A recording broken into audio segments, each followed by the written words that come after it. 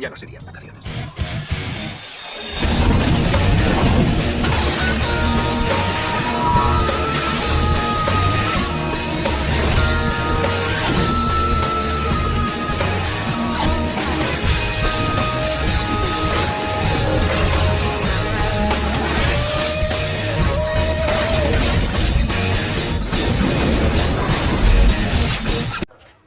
Tom Cruise es correr, Tom Cruise es saltar, Tom Cruise es caminar de manera épica entre las llamas, Tom Cruise es hacer cameo, Tom Cruise es montar en moto, Tom Cruise es hacer escenas de acción impresionantes. Bienvenidos a Misión Imposible.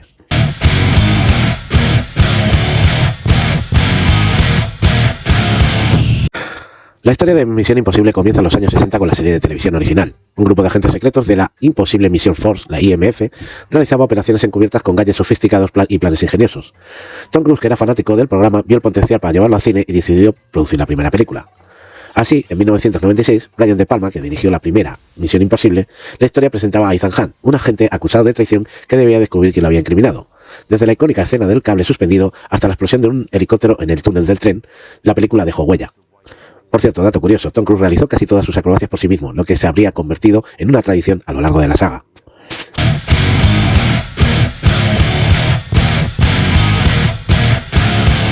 Con un guión que no estaba ni acabado, por el cual hubo muchos problemas y contratiempos, y ciertas discusiones con el director Brian De Palma, cada entrega de Misión Imposible ha llevado el cine de acción a un nuevo nivel. Como decía, en la película de Brian De Palma tenemos la famosa escena del tren y el helicóptero, escena que, por supuesto, estuvo rodada por el propio actor, por Tom Cruise, aunque hay detalles como por ejemplo que el tren no existe, realmente es un croma, y que se utilizó un túnel de viento para dar esa sensación de velocidad. En Misión Imposible 2, que es dirigida por John Woo, famosa por su estilo visual y el uso de cámara lenta, tiene escenas icónicas como la persecución en la moto y la lucha con cuchillos, ¿no? Es una película que tiene un enfoque más en la estética que en la trama, pero con momentos de acción espectaculares. Destacadas pifias, por ejemplo, en la escena de la persecución en moto, el cambio de ruedas cuando van a la playa, y algún plano así que se nota que no está totalmente pulido, pero la película en conjunto me parece un espectáculo visual a nivel de movimiento y sería el punto de inflexión donde veríamos a Tom Cruise llevar las películas al límite. En Misión Imposible 3, dirigida por JJ Abrams, con un tono más oscuro y un villano brutal interpretado por Philip Seymour Hoffman, introdujo un enfoque más personal para Ethan Hunt con su esposa atrapada en la misión. Destaca la escena del puente con un ataque explosivo que dejó al público sin aliento. También en Misión Imposible, Protocolo Fantasma de 2011, dirigida por Brad Pitt, es conocida por la escalada de Tom Cruise en el Burj Khalifa. La IMF es desmantelada y Hunt debe operar sin recursos y combinó acción y humor con escenas memorables con la infiltración en el Kremlin, ¿no? Que es una escena bastante graciosa.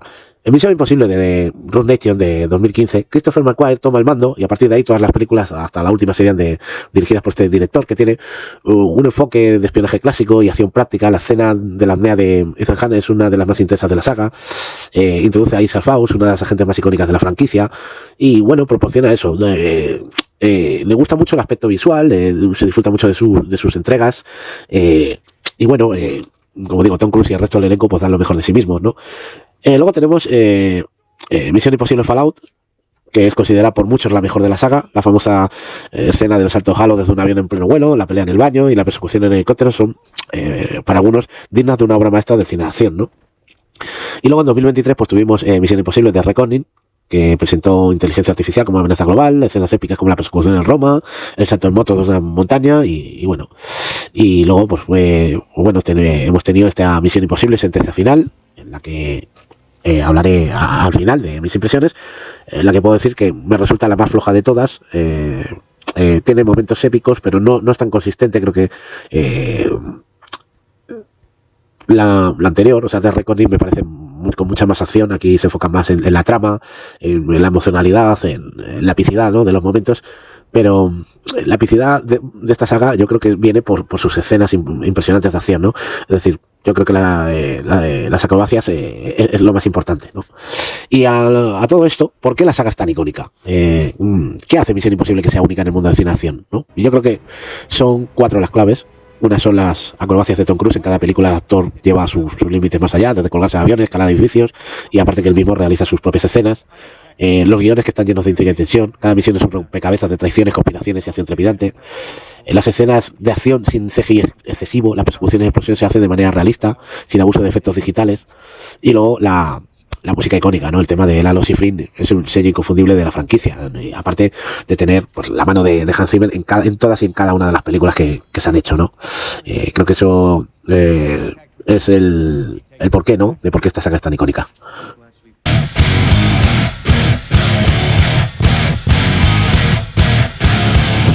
Pues vamos aquí con la review. Vamos a contar qué es lo que ha pasado en Sentencia Final. A ver, Sentencia Final es una película que cierra el ciclo, cierra la saga, pero que a lo mejor te deja un poquito de lado, ¿vale? Y voy a explicarle por qué.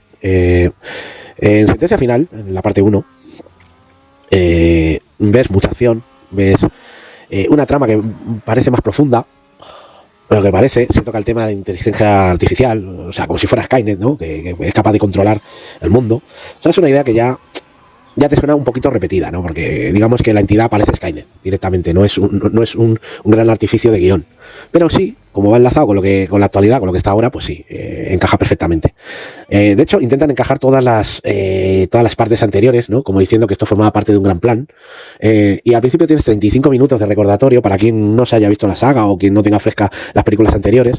Y eso un poco, en cierto modo, para el espectador te puede conectar o desconectar, ¿no? Para el que quiera acción, pues dice que sí, que ya sé esto, ya sé de qué va y ya me he visto todas y quiero que paséis a la chicha, ¿no? Quiero que paséis a la acción, ¿no? Pero esta película no va a tener mucha acción, lo que va a tener es mucho diálogo, muchas interacciones de personajes entre unos y otros explicando, ¿no? Y contando la saga. Hay un momento que a Luther le pasa algo, hay otro momento que a Brian le pasa algo, luego Tom Cruise lleva el peso del mundo, lo que pasa que como típica película americana, pues esa sensación de amenaza global, o sea, de amenaza mundial, pues se queda en amenaza doméstica, porque como todo gira entre que un agente del IMF tiene que salvar al mundo, y no te ponen otras localizaciones, otros países y tal, ¿no? Te ponen solo, creo que son 6 o 7 cabezas nucleares de diferentes países y para de contar, ¿no? Como diciendo que son las que la entidad quiere tener. El personaje de Gabriel aquí, pues, donde pintaba mucho, pinta poco, y al final tiene una muerte estúpida, ¿no? De esas muertes chorras, ¿no?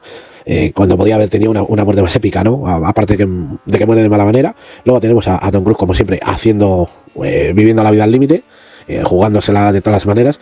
Pero claro, es decir, es que a mí la escena del avión ya no me resulta tan espectacular, porque, a ver, yo lo he visto correr encima de un avión, ¿no? Esa es una de las partes, ¿no? Lo he visto correr encima de un avión, lo he visto correr, lo he visto en un helicóptero, lo he visto, que eso fue Fallout, lo he visto en otras escenas, ¿no? O sea, ya decirlo, o sea, todo lo que sea aeronáutica, y además cuando tienes más recientemente Maverick, pues dices, bueno, pues esto tampoco es la gran panacea, ¿no?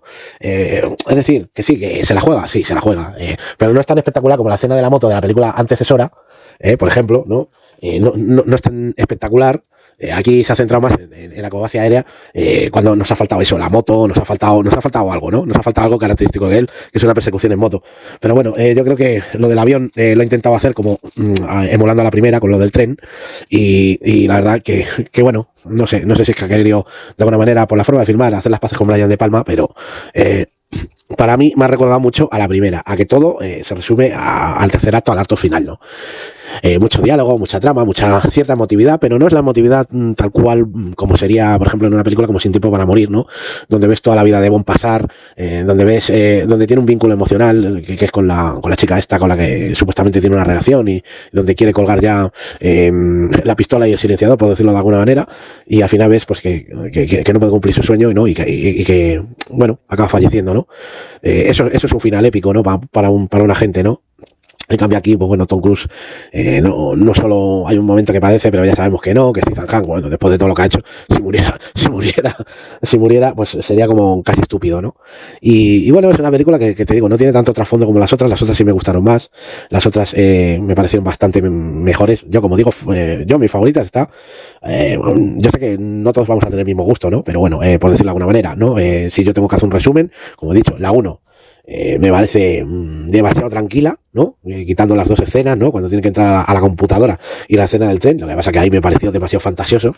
Luego, después, en la segunda con John Woo, vemos como Tom Cruise, pues bueno, hace gala de su físico, ahí, de hecho, casi se la juega, ¿no? En Australia, saltando de un risco a otro, ¿no? Ahí se podía haber matado y se hubiera acabado la película. De hecho, John Woo no quiso ni mirar en esa escena, miró para otro lado y dijo que le avisaran cuando se había acabado bien, ¿no? Para que el hombre respirara, o sea, imagínate. Luego la escena de la moto, todo, o sea, secuencias icónicas y sobre todo con que a pesar de que no está todo bien entrelazado, y que tiene errores, o sea, por ejemplo, confundir, no sé, Sevilla con las fallas de Valencia, el cambio de ruedas de la moto, algún plano que está fuera de contexto, pero bueno, como película coral, como conjunto, está bastante bien y ahí es cuando vemos a Tom Cruise meterse en el cine de acción de lleno, ¿no?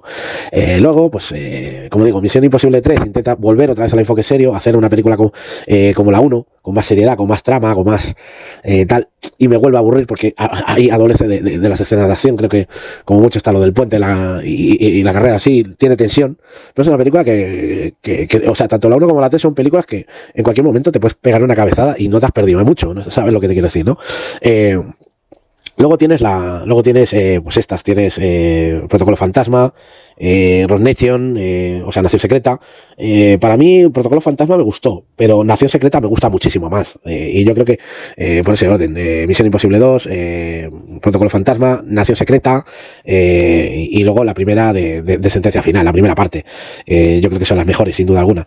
Pero, más que nada, o sea, más que hablar de la película, o sea que, y además he sido benévolo de no haceros spoiler, yo creo que hay una cosa que me gustaría aquí, porque esto realmente, si hablo de todas las películas, es por hacerle un homenaje a este hombre.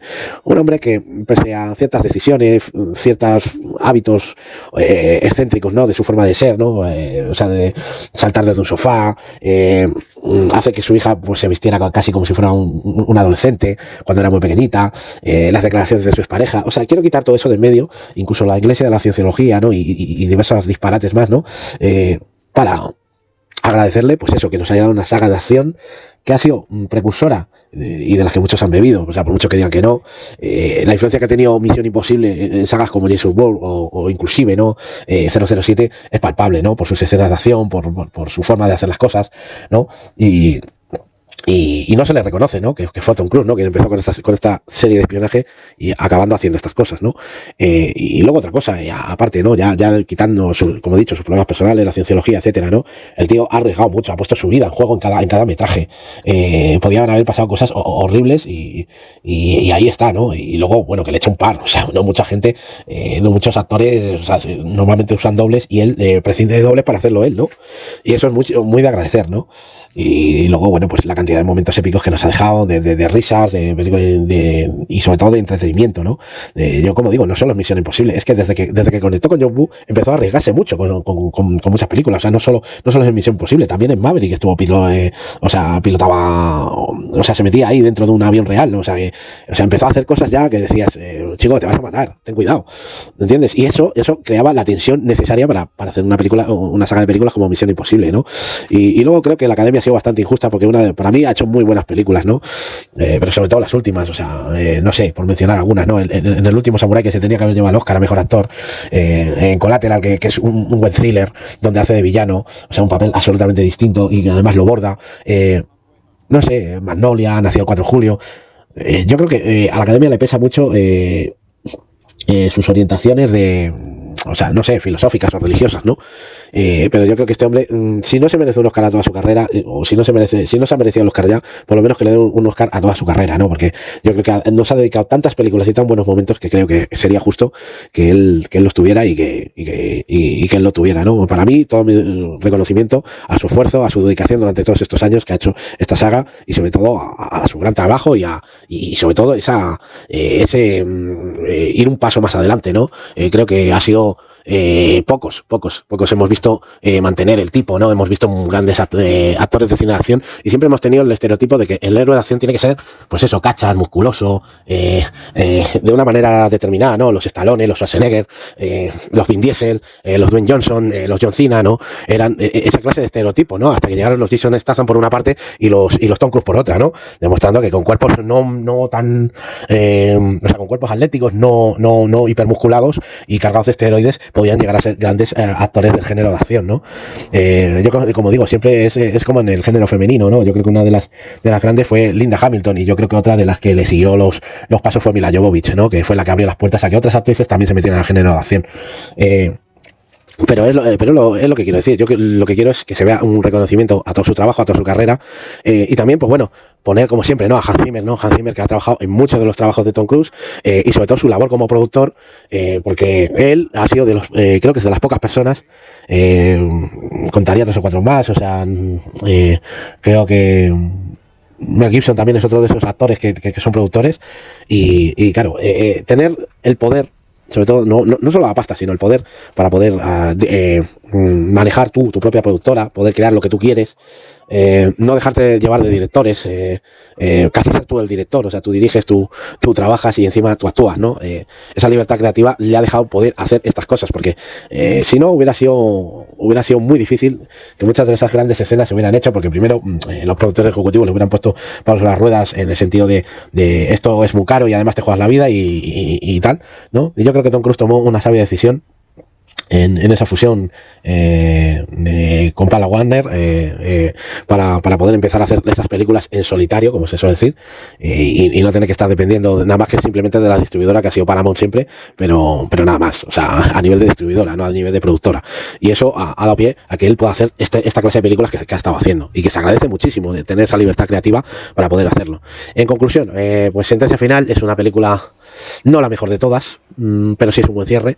Darle las gracias a Tom Cruise por todo lo que ha dado en esta saga, y bueno, como digo, las he visto todas, las tengo todas en casa. Esta próxima también, a ver si la puedo tener en casa. Si os he puesto muchas imágenes de la 2 es porque me puede, es mi favorita de todo, pese a esos grandes defectos, pero como digo, hay escenas de diversas películas, y la verdad, sinceramente, y con esto quería concluir, sinceramente, me importa un carajo que YouTube me quiera censurar, porque yo creo que hay que ser igualitario para todos. No puede ser que en ciertos países, o sea, para contarte una película te pongan toda la película, y luego en España, por temas de doblaje o por temas de lo que sea, o porque te denuncia la Metro, como está siendo el caso, o la Paramount o la que sea, se impida la creatividad, de verdad. Es muy tedioso para un creador de contenido hacer vídeos, cuando tienes que prescindir de música, tienes que prescindir de imagen, y cuando tienes que prescindir de todo. Entonces, que explique YouTube cómo quiere que hagamos los vídeos.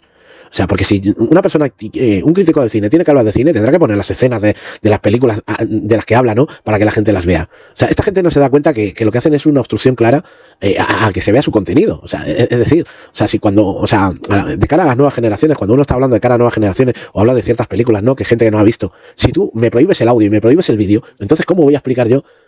¿Cómo voy a hacer que el espectador intente buscar esa película en una plataforma de streaming? ¿Me lo explicas? O sea, es que de verdad os encanta meter palitos en las ruedas, y YouTube es vuestra gran aliada. Esto de los derechos de autor, lo único que ha conseguido no es como la gente se piensa, ¿no? Como estas grandes empresas o multinacionales piensan que uno se lucra, pero si el 60%, o sea, es decir, un gran porcentaje, ¿no? de la monetización se lo lleva la propia YouTube. Entonces, ¿en qué puñetas estamos hablando? Es que, no sé, es una cosa tan absurda. Y nada, lo quería comentar así un poquito de soslayo, de decir, si hay algún tipo de restricción, si este vídeo no se ve, que sepáis que es por eso, o sea, no es por otra cosa. Y no podía hacer el vídeo, entre otras cosas, porque a pesar de haber visto la película el martes, no podía hacer la review hasta ahora porque estaba enfermo con catarro y tal, ¿no? Entonces me gustaría un poquito de consideración, ¿no? Pero, como digo, no es por el tema de que veáis los vídeos o no, ¿entiendes? Porque yo voy a seguir subiendo los vídeos, los veáis, no los veáis, los veáis un minuto o los veáis enteros, ¿entiendes? Esto lo quiero dejar para que la gente lo tenga como legado. Pero sí fastidia bastante que ciertas empresas o la propia YouTube te cierra la visualización en base a cosas que de verdad están muy fuera de lugar, y cuando luego la mayor beneficiaria es la propia YouTube, o sea, la propia Google en sí, ¿no? En fin, que son tonterías, y como digo, espero que os haya gustado esta review, un poquito más dedicada, y un poquito mejor editada también, y nada, dejad en los comentarios a ver cuál es vuestra película favorita de la saga, si os gusta, cuál es la favorita para vosotros, y nada, si os ha gustado, pues eso, dejad like y suscribiros al canal. Y nada, nos vemos en una próxima misión. Chao, chao.